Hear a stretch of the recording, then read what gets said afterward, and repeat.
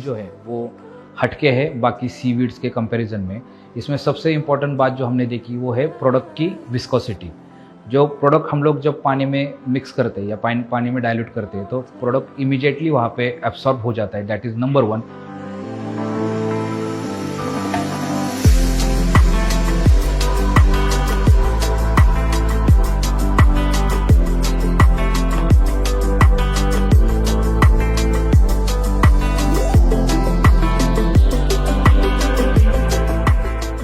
Number 2 जो है इसका कंपेटेबिलिटी कॉपर और सल्फर के साथ में।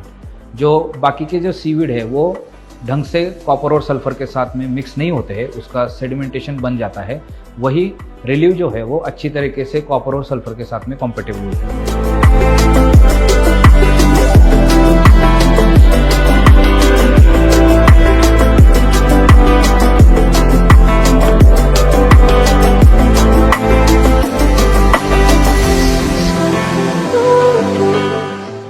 तीसरा जो है इसका free flow action.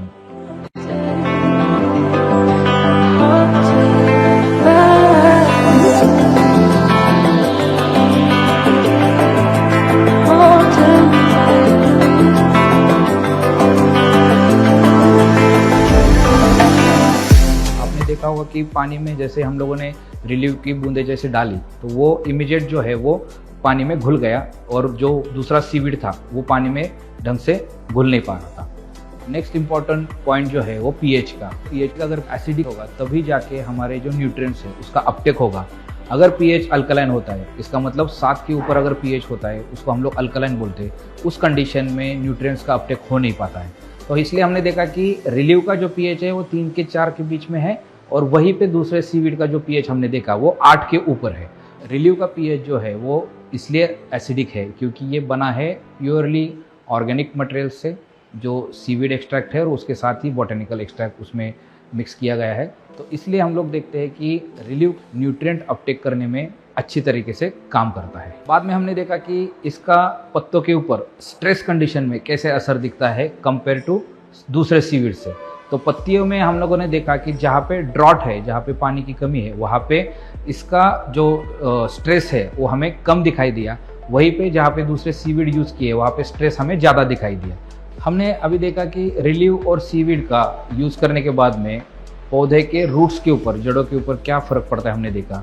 Drought condition में हम लोगों ने देखा कि रिलीव इस्तेमाल करने के बाद में जो पौधे के जो जड़ है रूट्स से उसका इलोंगेशन और उसकी ग्रोथ जो है वो बढ़िया हो गई है और वहीं पे दूसरे सीवीड से जो ग्रोथ है वो स्टंटेड हो चुकी है। वहीं पे जो हीट कंडीशन है उस कंडीशन में जो रिलीफ का हमने जहाँ पे इस्तेमाल किया था वहाँ पे रूट का डेवलपमेंट अच्छी तरीके से हुआ है और दूसरे सीवीड का जो रूट का डेवलपमेंट है वो बिल्कुल भी धीरे से हो रहा है या ना के बराबर हो रहा है। तो ये सारे चीज़ें जो है ये हमें रिलीव इस्तेमाल करने के बाद में हमारे हॉर्टिकल्चर के क्रॉप्स हो या फील्ड क्रॉप्स हो या प्लांटेशन के क्रॉप्स हो, इसमें आपको दिखाई देते हैं। तो दोस्तों हमने देखा कि रिलीव हमने लेबोरेटरी में टेस्ट करने के बाद में कैसे वो अदर सीवीड से बेहतर है, कैसे वो अलग है, हमने ये लैब के टेस्ट में हमने देख लिया। हमने कुछ ट्रायल जो है इसके फील्ड में लगाए थे विभिन्न प्रकार के फसलों में, जिसका हम लोग अभी फील्ड में इसका परफॉर्मेंस कैसा है वो हम लोग अभी देखेंगे। तो अभी हम लोग देखते हैं कि सोयाबीन के फसल में हमने यहाँ पे डेमोस्ट्रेशन लगाए थे, जिसमें आप देख सकते हो कि एक एरिया में हमने कंट्रोल प्लॉट रखा है जहाँ पे कोई भी ट्रीटमेंट नहीं हुई है। दूसरे एरिया में हमने देखते हैं कि कंपटीशन का प्रोडक्ट हमने यूज़ किया है जो अदर सीवीड्स के मार्फत हमने यहाँ पे यूज़ किया है। और तीसरी जगह पे आईएल का ट्रैक्टर ब्रांड का रिलीव प्रोडक्ट जो है हमने यहाँ पे यूज़ किया है। तो सोयाबीन की जो सोइंग है यहाँ पे 22 जुलाई 2024 की हुई थी और उस टाइम के बाद में यहाँ पे 1 महीने के बाद में ये प्रोडक्ट का ट्रीटमेंट हमने यहाँ पे किया है। अभी हम लोग देखते हैं कि कंट्रोल प्लॉट में सोयाबीन के फसल में क्या हमें रिजल्ट जो है दिखाई देता है। तो हम लोग देखते हैं कि यहाँ पे अगर आप देखोगे कि सोयाबीन की फसल में जो नंबर ऑफ पॉड्स जो है यहाँ पे 2 से 3 नंबर ऑफ पॉड्स एक जगह पे लगाए हमें दिखते हैं।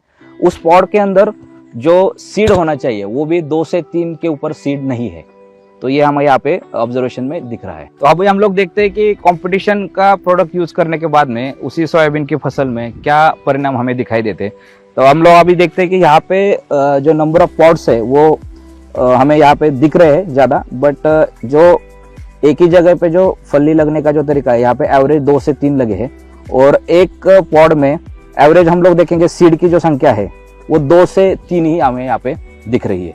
तो नंबर ऑफ पॉट ज्यादा है, बट सीड की जो संख्या है वो यहाँ पे 2 से 3 ही हमें दिखाई दे रही है। अभी हम लोग देखते हैं कि सोयाबीन के प्लॉट में रिलीव का ट्रीटमेंट करने के बाद में सोयाबीन के फसल के ऊपर क्या परिणाम हमें देखने को मिलते हैं। आप यहाँ पे देखोगे तो सोयाबीन की जो फली है, जो हम लोग पॉट्स बोलते हैं, वो एक ही जगह पे आप देखोगे 5 से 6 पॉट्स जो है एक जगह पे हमें दिखाई दे रहे हैं। और जो पॉट्स लगे हैं उसमें एवरेज हम लोग देखेंगे कम से कम 3 से ज्यादा जो है सीड्स एक फली में आपको दिखाई देंगे।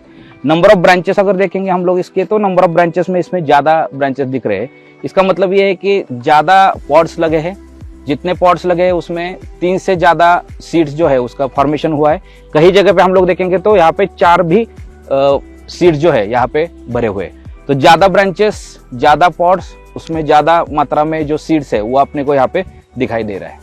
तो यहाँ पे हमें देखेंगे कि सीड जो है वो भरा हुआ है, और सीड्स भरा होने के बाद में जो मैच्योरिटी जो हमें दिख रही है यहाँ पे, वो मैच्योरिटी जो है यूनिफॉर्म आई है। यहाँ पे अर्ली मैच्योरिटी जो है वो सोयाबीन की आ गई है। तो सोयाबीन फसल के बाद में रिलीव का जो डेमोस्ट्रेशन हमने जो किया है वो है टोमेटो की फसल में। तो टोमेटो की फसल में आप यहाँ पे देखोगे कि कंपटीशन का ट्रीटमेंट जो है यहाँ पे हुआ है, दूसरा ट्रीटमेंट जो है वो रिलीव का हुआ है, और तीसरा ट्रीटमेंट जो है वो कंट्रोल प्लॉट का यहाँ पे इसी प्लॉट में हुआ है। तो अभी हम लोग यहाँ पे अगर देखेंगे तो यहाँ पे ट्रांसप्लांटिंग जो है टोमेटो का 22 जुलाई 2024 को हुआ था। उसके बाद में 15 दिन के बाद में कंपटीशन में पहला स्प्रे हुआ, साथ पहला स्प्रे 15 दिन के बाद में, रिलीव में भी 15 दिन के बाद में स्प्रे हुआ, और कंट्रोल प्लॉट में कोई स्प्रे नहीं किया गया।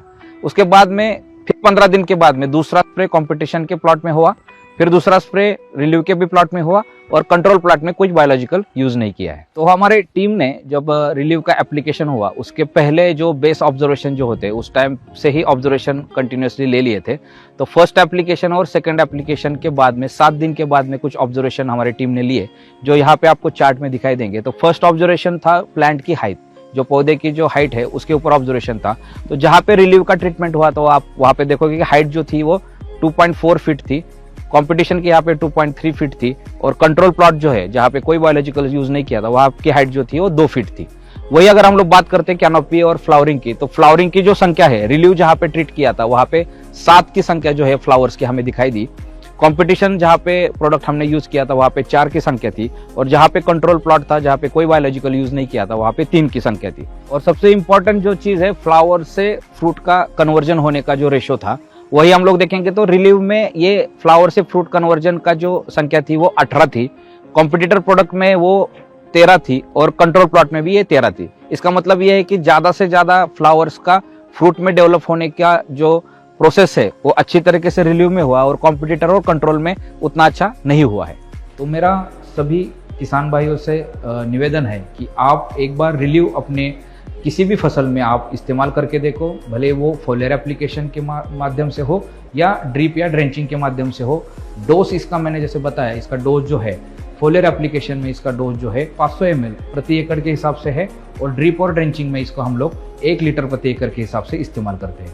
तो आप सब लोगों से गुजारिश है, एक बार IL के ट्रैक्टर ब्रांड का रिलीव आप इस्तेमाल कीजिए, और अपने फसल में आप ज़्यादा उत्पादन आप उसको ले लें, और अपना ईल्ड जो है आप उसकी बढ़ा दिए, साथ ही साथ आप उसकी गुणवत्ता भी आप बढ़ा के एक बार आप उसका प्रयोग जो है करके आप उसको एक्सपीरियंस करें। धन्यवाद। ट्रैक्टर ब्रांड के भरोसे के साथ IIL, हर कदम हम कदम।